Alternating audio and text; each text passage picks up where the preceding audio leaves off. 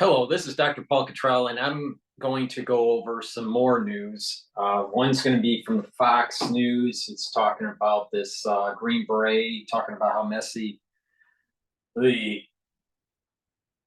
the war in Gaza is going to get. And then there's also another video here dealing with Iran threatens U.S. troops. So let's go with the Green Beret. But before I start with that, right now this recording's on October 31st at about 10:24 or so. So the market, the Dow is down slightly, about 0.1%. The S&P 500 is slightly up, almost flat, and I think consumer confidence, was above expectation today when it came out. So markets at this moment in time are pretty stable. Not too much movement in the oil market right now. I'll go into a deeper dive in another video about the actual market. But let's go with this video with the Green Beret. The ceasefire yesterday, saying Israel will continue its war against Hamas, quote, until victory. And this is a time for war. The Biden administration reacted to those ceasefire calls yesterday. Watch this. We do not believe that a ceasefire is the right answer right now. We believe that a ceasefire right now benefits Hamas. And Hamas is the only one that would gain from that right now. Well, joining me now, Global Guardian CEO, former Green Beret, and retired U.S. Army Colonel Dale Buckner. Sir, good morning. This op-ed coming out from Benjamin Netanyahu, and of course those comments we heard from him yesterday, absolutely unequivocally, no ceasefire. The goal remains the same for the destruction of Hamas. Your thoughts on what you've seen so far happening between? The United States needs to stop playing footsie in the Middle East and get the job done. I've been saying this constantly in these videos. Kirby, that you just heard, ended up like, well, ceasefire isn't really recommended or what we're supporting at this moment in time. Destroy Iran completely. Destroy Hezbollah completely. Destroy Islamic Jihad completely, destroy Hamas completely, and nation build, give the Palestinians one more chance to get their shit together, and if not, expel them from the land of Israel.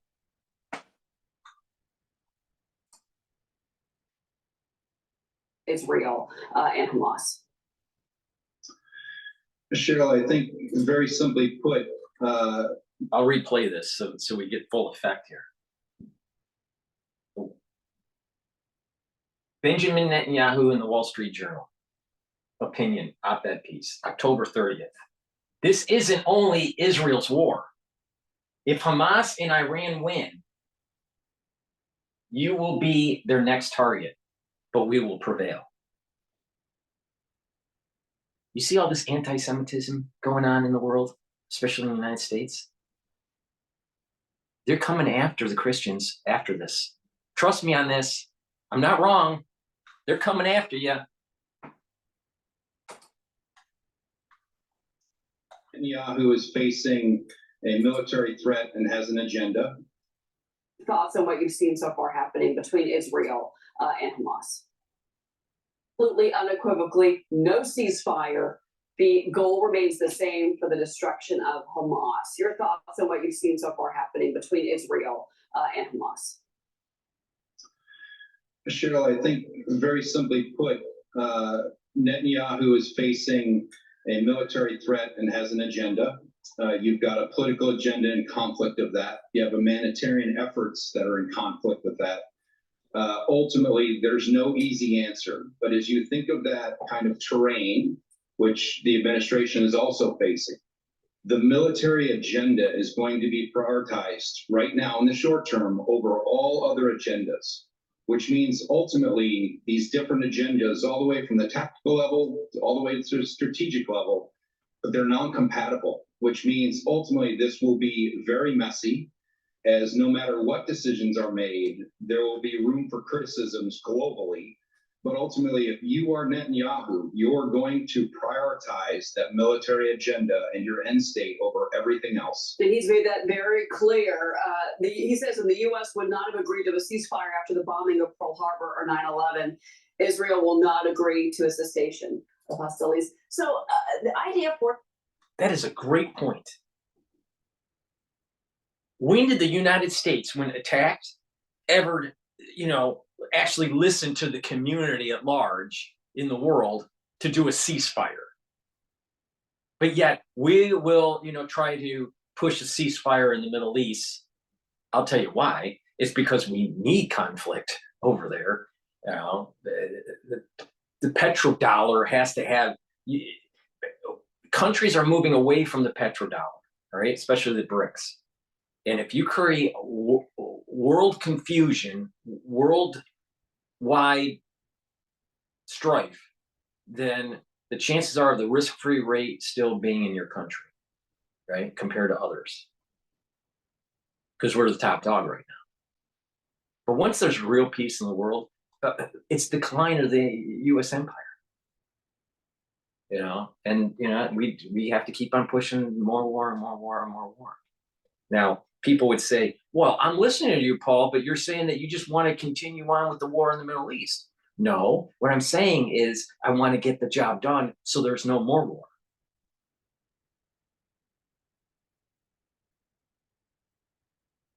It is counterintuitive. By having peace in the Middle East right now, it's going to lead to further conflict and more deadly conflict in years to come. If we get the job done now, instead of kicking the can down the road for the last 50 years, then it's going to be more peaceful and more lasting and less destruction. So in a strange way, you listen to a crazy liberal, they're actually promoting long-term destruction. They're actually promoting more death down the road.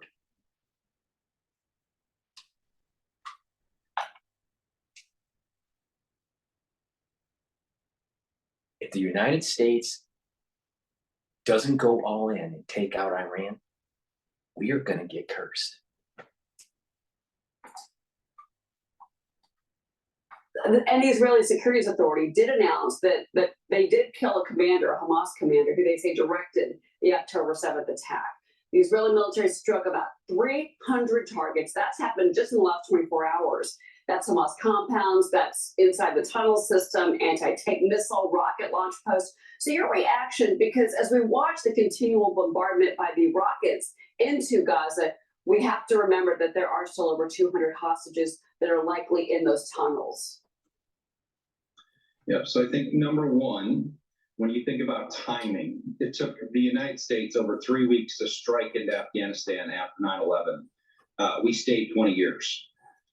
We're just past the 3-week mark. This is going to go on for months to years. There'll be effects for years from this conflict. Ultimately, Netanyahu is right in stating that the United States would do no different. I think that's obvious. Two, when you think about the killing of a commander, is it going to move the needle in the short term in the conflict? No, but it is, number one, bringing people to justice.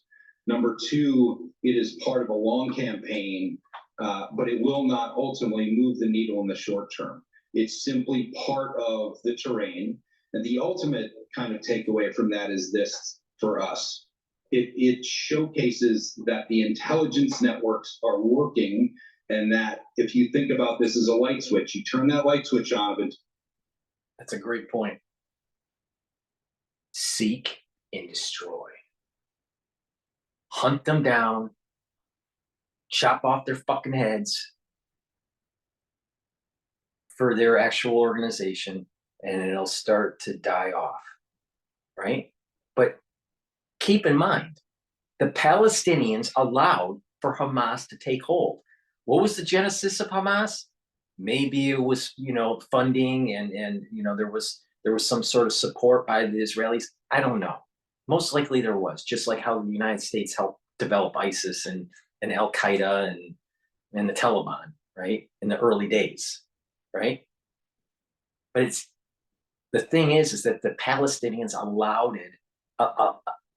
They allowed the Hamas to dig in for the last 15 years. They allowed their government to take the funding that they were getting, the international aid, and for them to be wealthy. We're hearing news now about how Zelensky is now admitting to the mass corruption that everyone was saying was happening.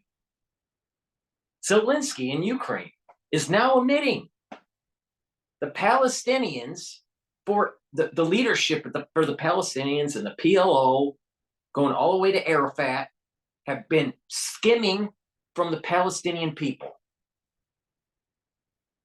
And they allowed it to happen. Yeah, the Palestinians are victims, but they also need to take charge of their own lives and make their lives better through self-governance and not allowing for Hamas to dig in. Literally, dig in.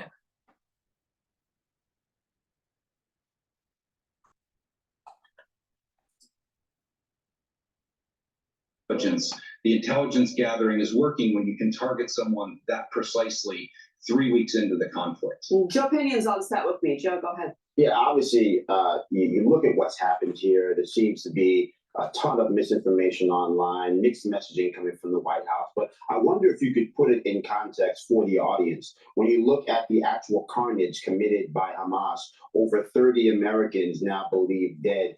People from 35 different countries, either dead or reported missing. If you look at that in the broader scheme of atrocities that have been committed in recent history, why is it that it seems very difficult for people to understand this is not your run-of-the-mill attack that should be deserving of what we call a proportional response? Yeah. Because deep down inside, there are too many crazy liberals that have the soul of Ishmael and Esau. It's that simple. That's the metaphysical aspect of it. I did a video about how nations have different attributes, a certain percentage of Esau and Ishmael, right? And some countries are more purist in terms of the attribute of Ishmael, and some are more purist to Esau, right? But they're wild animals, and they need to be eliminated. These terrorists and this Islamic Caliphate crap is metastasizing across the world. And the useful idiots called the ultra-liberal are buying into it. Do you think that the Islamic Jihad, Hamas and Hezbollah and Iran would actually allow you to say the things and do the things that you, on how you live your life? Crazy liberal? Do you think that they would support your gay agenda? Do you think they would support your abortion agenda? Fuck no. What it is God is showing the stupidity of most of mankind. And he's making it very clear who it's, there is over time, there's been a mixing of people. And now it's the charging. It's a separation. There's a charge, right? And this charge there's an energy that happens. And what we're seeing here is the separation for the ones that will get a blessing and the ones that will get the curse. And I'm telling you, the ones that are supporting Hamas and Hezbollah and all these people for Islamic Jihad are going to get a curse. And that includes these crazy liberals, and some of them are actually Israeli.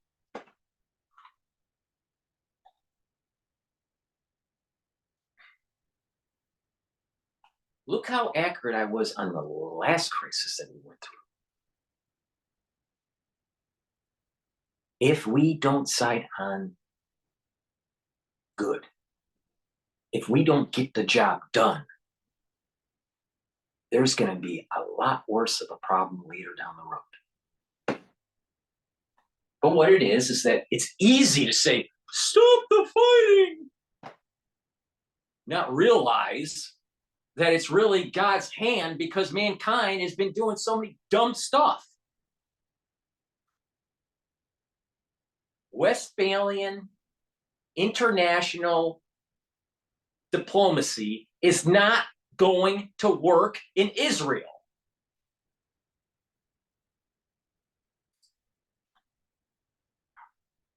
Look, the Middle East is hard. When you think about the terrain there, I spent several years of my life there. Unless you've lived there, it's really hard to grasp how people live there and the way people view these events. I think globally, you're seeing the response. It's in every major city around the world. People are choosing sides politically. Now, every major conflict in the world, you're going to see people choose sides and protests. It's quite natural. I don't think there's anything different with this conflict. The one thing that is unique that I think has created a lot of emotion globally is that the Gaza Strip is a very small area. It's a bit of a box, and it appears that we are trying to make warfare clean, if you will, by separating and targeting Hamas while minimizing civilian casualties. It's impossible. He's not understanding that the shofar didn't get blown on the first night because it was the Sabbath, which is a bad omen. I'm telling you, this is biblical and this is metaphysics. So, you can't, people are so fucking dumb. They cannot intellectualize this because there is a divine hand in this that is above intellect. I'm telling you, God is pissed. And he's pissed at everybody. And there's going to be a lot of carnage and destruction. And you better get on the right side here.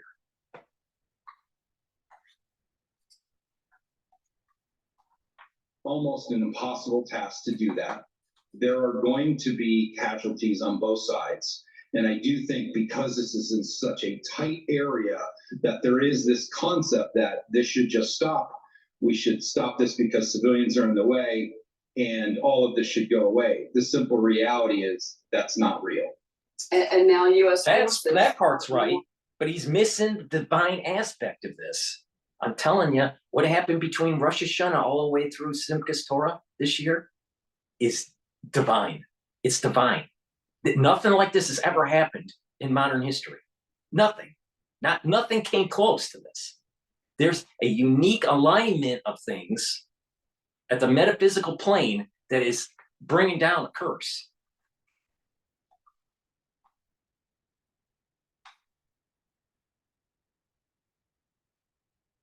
Another person that a lot of it I agree with, but is trying to intellectualize. You can't intellectualize this. It's not going to work. A super intellectual power is handling this, and we're being judged. We are being put into a position. Are we picking the right, with all these tests, we're being tested. Are we picking the right path through these tests? Okay, this one is Iran threatens the US. All right. How much more threats should we get from Iran before they actually reach critical mass for more nuclear weapons? Why didn't we knock out North Korea when they were even worse off in terms of their military before they went nuclear? Another failed policy by the Clinton administration.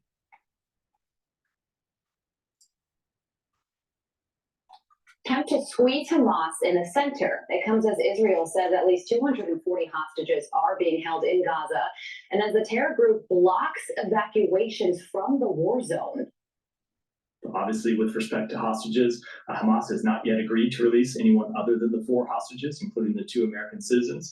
And with respect to American citizens who want to leave Gaza, they continue to not operate their side of the Rafah Gate. So what we have done is try to work with partners who have relationships with Hamas to impress upon them the need to do both.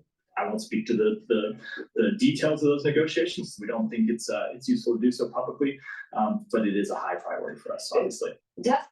According to the guest speaker that we saw at the Harbor Club in New York a few nights ago, that I did a video on, I think his name is Franchi, ex-CIA guy.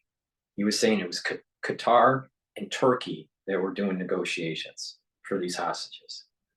All right. And that in the Middle East, there seems to be, the Swiss model of diplomacy through Qatar and through Turkey. Now, what is interesting is that some of the news lately has been somewhat antithetical to what Franchi said. I don't know why that is. I don't know, because some of the news that we heard about Turkey being kind of, more on the Hamas side and a little bit of, or the Palestinian side, I should say, and then Qatar seemed to be a little bit more aligned with the Palestinians and not the Israelis. That may be just public consumption and that the opposite is happening behind the scenes. Or Franchi's wrong.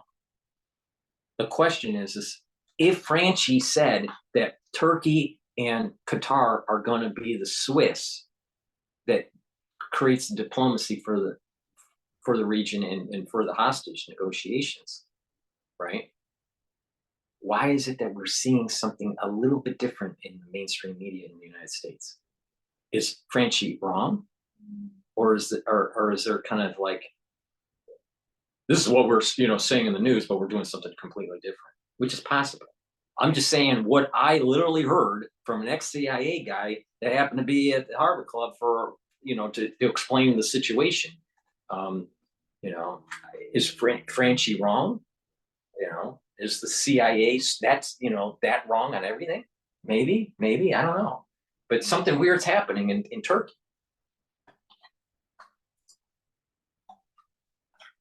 Collins is former ranking member of the House Judiciary Committee and joins me now. Doug, good morning to you. So you have the Rafah crossing. On one side is operated by Egypt, the other side is operated by Hamas. According to the State Department, Hamas isn't opening up their gates. So essentially, they're keeping an untold number of people inside the Gaza Strip, including Americans. How do you navigate this situation? Well, it's very difficult, but I mean, we sort of set up Hamas to do this because this is, this their side. Look, they have no incentive to send anyone out. They have no incentive to get rid of the hostages. They have no incentive to put anybody through the gate. And because really, I'll be honest, they probably are infiltrated the rest of the civilian population so that they're using them as they always do as human shields. Right. So it's not up to Hamas to say. In fact, for them, it would be sort of crazy for them to actually let people out because they're losing their shield, they're losing their leverage that they believe they have.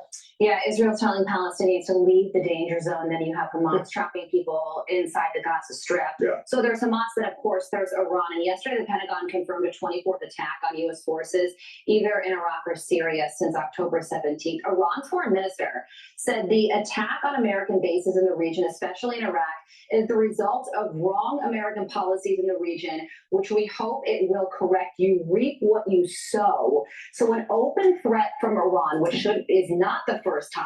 How should this is important to kind of dive a little bit more into.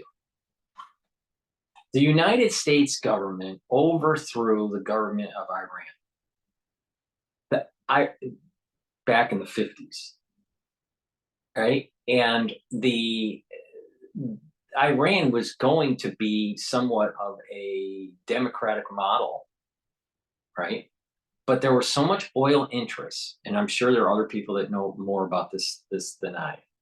There are more, the dynamics, the political dynamics that were going on around there at that time period. But my understanding is that, that we overthrew and, created this regime allowed to blossom that we have to, create strife in that region because of oil interests, divide and conquer kind of stuff, right? And it got out of hand. which seems to be a common theme. We get the CIA involved. It helps us short term, and then it gets out of hand, and then we got to, blow it up. All right. So at that moment in time, in the 50s, it was poor U.S. policy, right? But if we don't intervene and destroy the monster we created, it's going to get worse. This is where I go with this. The United States is not lily white in this. The United States has helped this along, but we need to get the job done to prevent further problems down the road. We're being tested. We did something we shouldn't have done a long time ago, before I was born, before many people that listen to this channel was born. All right. But it's gotten to the point where we have to clean up the mess, right, of previous generations for future generations to have peace. We're not going to have peace in our lifetime, all right? But we're moving towards a period of time where that we get the job done, future generations will have that lasting peace, and that will be the last warring generation. And that's I guess that's our commitment to humanity.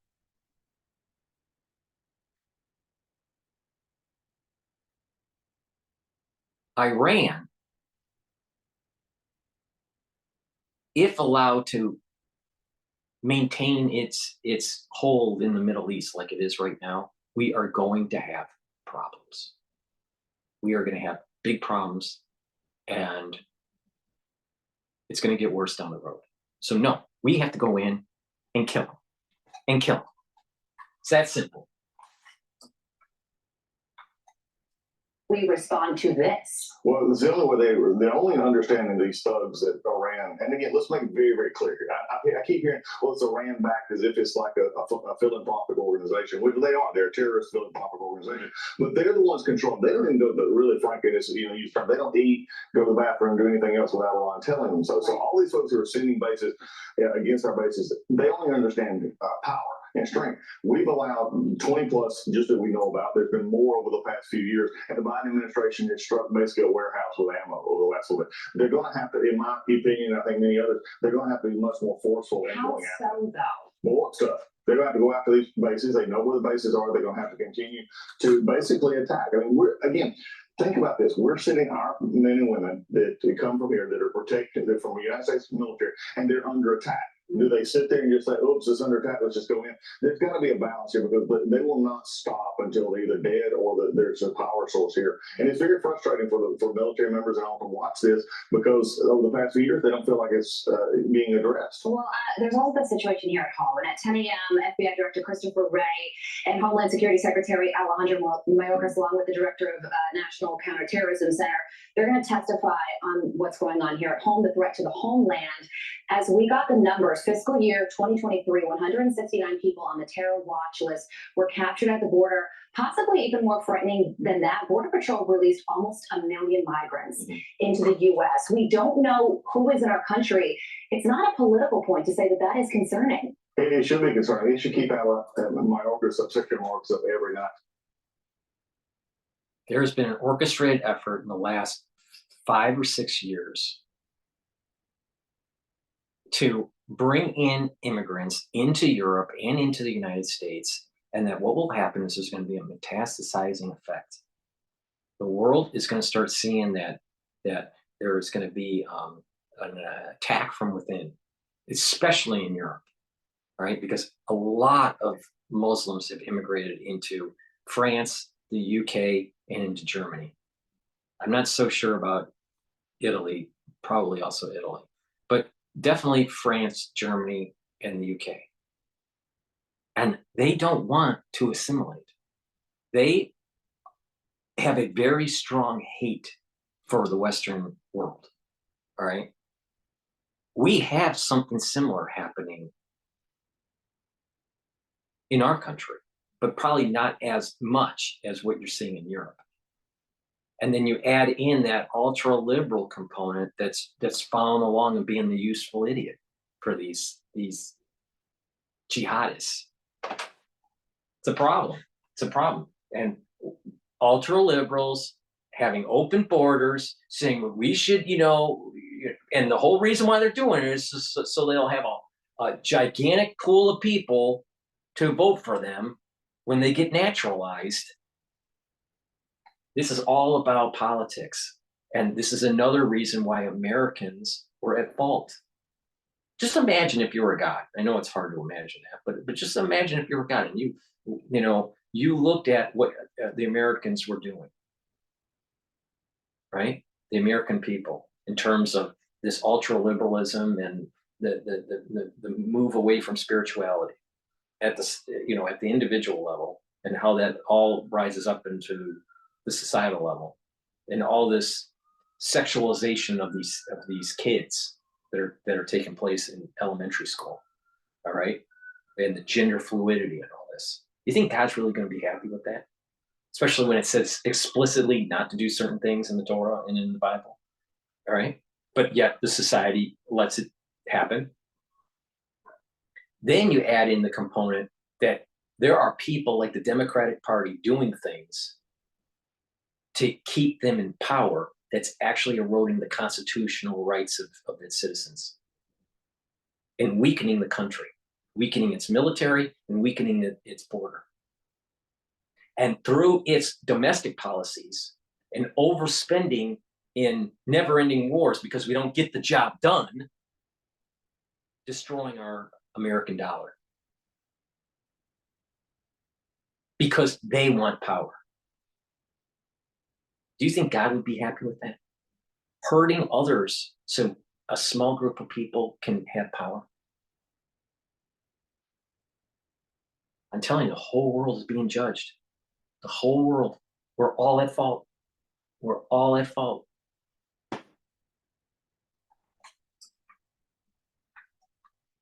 Because I feel he is complicit in this. And I've said this for years. He needs to be impeached. He needs to be gone. He is absolutely a travesty at his job. I mean, here's a man who's actually letting illegal immigrants come through our regular immigration portals and calling it legal. This is just not something that needs to happen. And again, to answer the question, watch him dodge, watch him say we're the most legal. It's just a lie.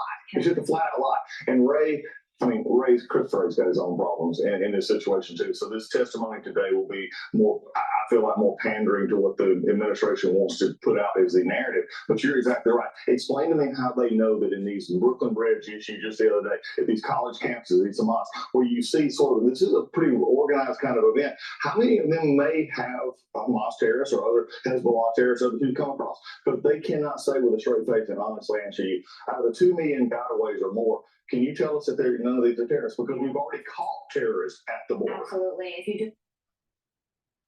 I'm positive we have sleeper cells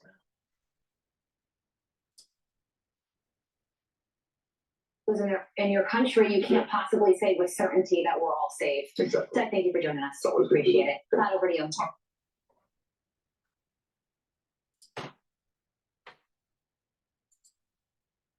Okay, so that is the latest on the war. Right now, the market, now it's almost 11 o'clock. The market the Dow is down just a little bit. The S&P 500 is up about five points. NASDAQ down 8 points. So the market is somewhat stable right now. Not too much movement in oil. So it's calm, right? I'm a little surprised at that. I really thought that as this thing was starting to increase, that there would be movements in oil. I think what's happening with oil is that the United States has made an agreement with Saudi Arabia that keep the Brent oil lower, maybe through production expansion that's going to be coming, and people probably are getting the word that might be happening, to not have this thing spike up to 100 or above. So it's somewhat stable right now. So that's my coverage at this moment in time. I'll do more videos on this subject. I take a very strong stance on this. This is biblical. This is something that is not the normal escalation of events because of what happened with the shofar not being blown on the Sabbath during the first night of Rosh Hashanah, and then the attack that happened at the very end of this whole holiday cycle on Simchas Torah. This is now, yeah, there was intelligence failures, and there's probably inside job on the Israeli side of this, but God allowed that to happen. There is a divine hand in what's going on here. It's not by mistake that when you saw the footage of that rocket just above the hospital, and then it comes down and then it falls into the parking lot. Later we find out, that was in the parking lot, and that there were maybe, 15 people or 20 people that died, and that 500 or 800 people, and how the whole media bought into the bullshit that the Palestinians and Hamas were saying. The whole media, it was shown, right? So what's the probability of a failed rocket from Islamic Jihad, right, blowing up in the sky and then falling down and causing havoc in, next to, tangential to the adjacent to the hospital, right?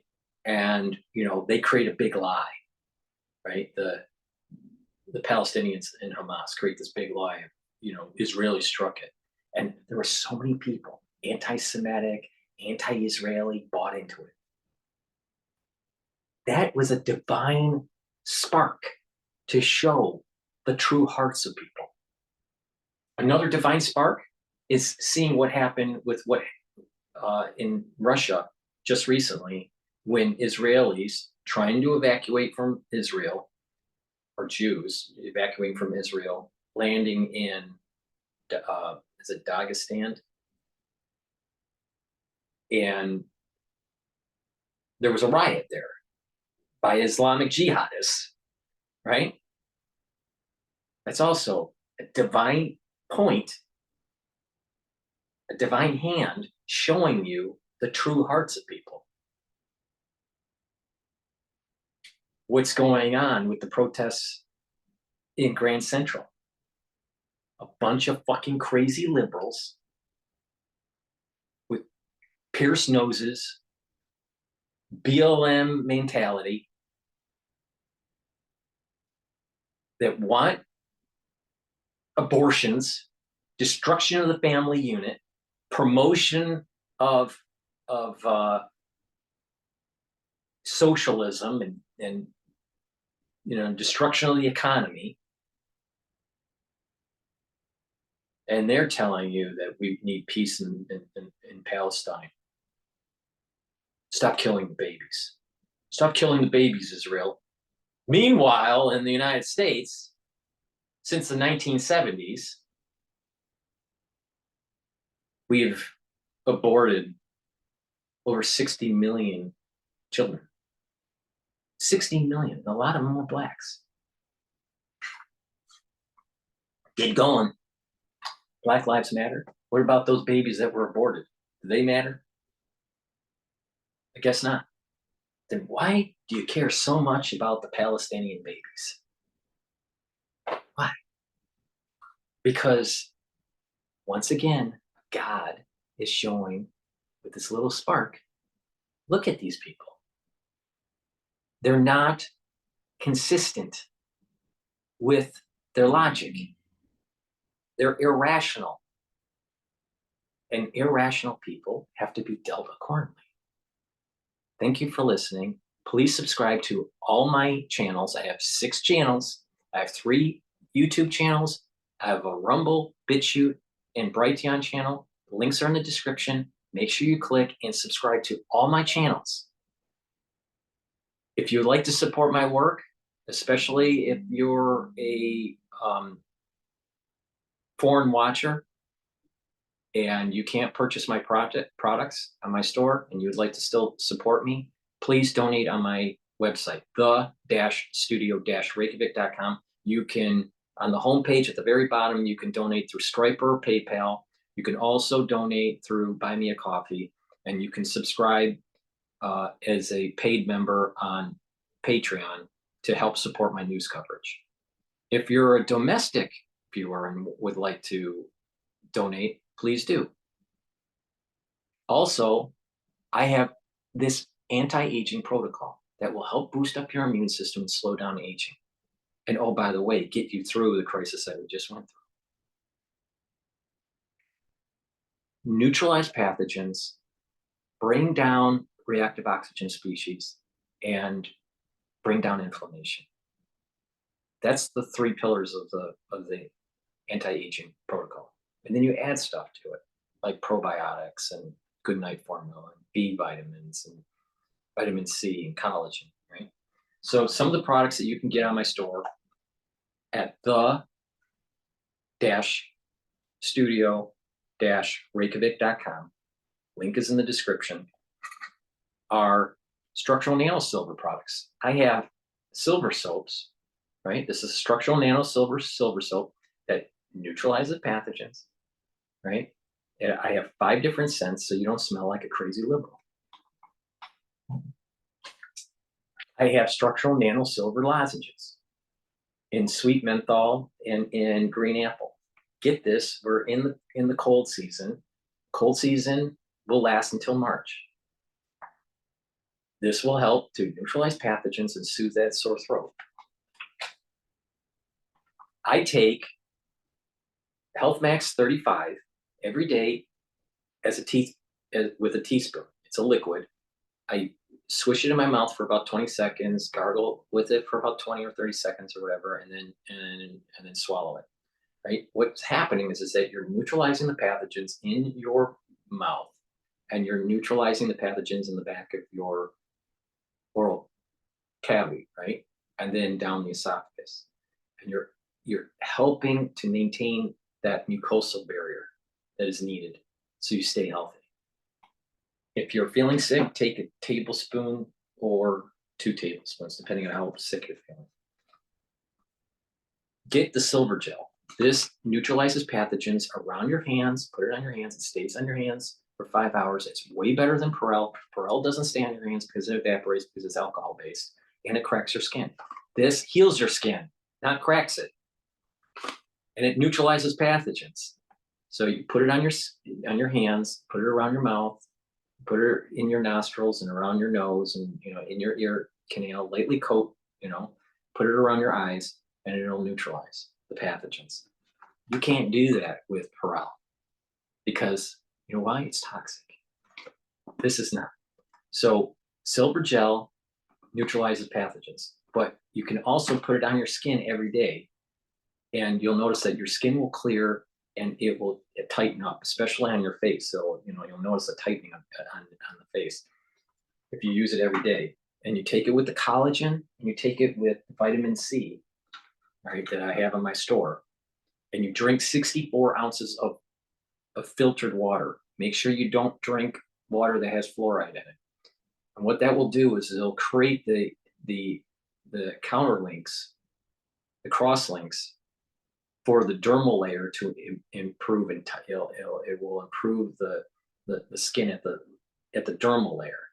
So you're doing the topical treatment on the surface of skin with this silver gel, and you're doing below the surface treatment with taking the vitamin C, drinking the water, and taking the collagen to create this cross-linking that needs to happen in the cellular matrix, extracellular matrix. Then you take the C60, which improves the health of the cells by bringing down the reactive oxygen species at the basal layer. And then the resveratrol will get rid of senescent cells, so that you'll be able to populate better the actual skin.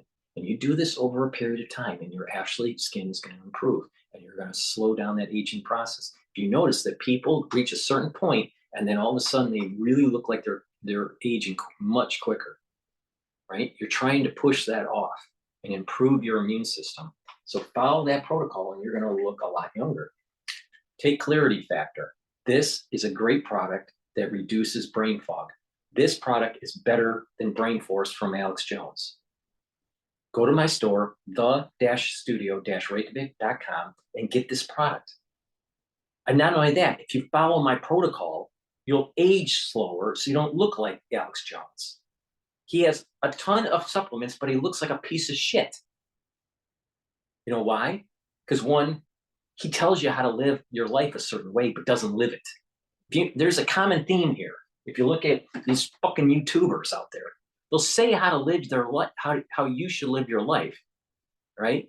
But when you really get to know them behind the scenes, they're not even any close to what they're promoting. Everything that I am saying, I do.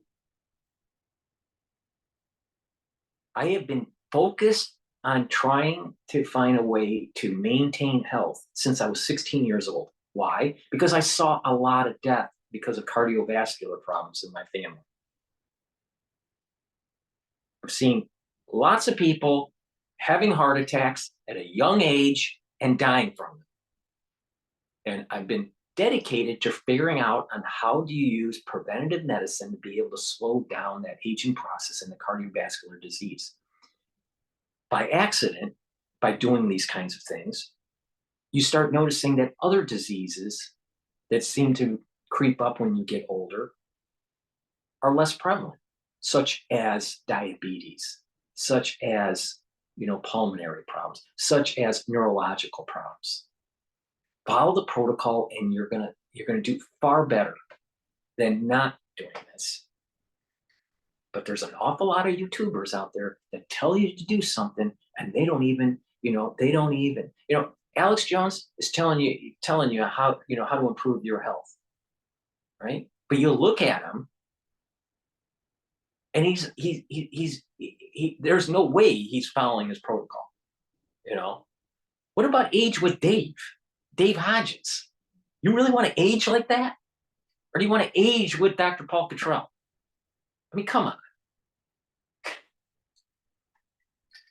Get Clarity Factor. This is going to make sure that those neural clefts have those neurotransmitters to get that firing going on. You'll be able to concentrate at work or at school. I take this twice a day. I take it in the morning and mid-afternoon. Resveratrol, like I said, this is a great antioxidant, and it also gets rid of senescent cells. And it's been known to be, a compound to slow down aging. Lignans improves your hormonal health for males and females, and it will improve your immune system. This isn't a powder. I put it in hummus every day with my probiotic, which is also in a powder form. This is the probiotic that I use. There's a little cup in here, a little scooper. You just pour it. I put it in hummus. You can put it in a smoothie, or you can, add it to water or whatever to drink it. D3. There's people out there that kept on saying that D3 didn't work during the last crisis. You know why D3 works? It's because it helps to get rid of cells that need to go into apoptosis, and it helps with gene expression. When you're low on D3, you don't have the gene expression that you need for proper cellular processes. Take D3, most people are low on it. Turmeric brings down inflammation. By bringing down inflammation, it's actually gonna allow your body to heal. And oh, by the way, why were they using corticosteroids during the crisis? To bring down pro-inflammatory cytokines. I wonder why turmeric would have worked. Another reason why Dr. Paul Cottrell was right about the last crisis. Vitamin C. Don't be a crazy liberal and get scurvy. Ashwagandha. This controls your blood glucose levels. And by controlling your blood glucose levels, you're reducing that pro-inflammatory response, because most people in America have too much sugar. And by doing this, it's part of that protocol to bring down that inflammatory response and allow your body to heal. I have given you a plethora of information to be able to heal your body, to be able for you to boost up your immune system, and to bring down that reactive oxygen species and boost up your ATP. Proper diet, proper exercise, proper supplementation, proper sleep, proper challenging of your brain. Not only do you have to challenge your muscles, but you have to challenge your brain by reading and writing. I'm noticing that people that are in their 80s that are very vibrant and have very high cognitive function, What is the common theme with them? They read and they write. And they think and they talk to people. Take my advice and you're going to do a lot farther. You're going to be a lot farther better when you get in your 70s or 80s. And the crisis that we just went through elevated people's risks for diseases, especially cancer. And you have to try to mitigate that elevated risk by lowering down and trying to get close to your baseline. That was pre-crisis level. Take my advice and follow and move forward. Thank you for listening. Don't age with Dave and don't age with Alex Jones. You want to age with Dr. Paul Cottrell. And oh, by the way, Dr. Paul Cottrell is actually older than Alex Jones. Thank you for listening. Make sure you subscribe to all the channels and get the toothpaste, which is the best toothpaste that you can get because it whitens your teeth, freshens your breath, reduces gum inflammation, reduces valvular disease, and reduces cardiovascular disease. It's the best toothpaste that you can buy. A lot better than what Alex Jones sells. Thank you for listening. Go to the store, the-studio-reykjavik.com, and follow my protocol. Have a nice day. And oh, by the way, don't be a fucking crazy liberal.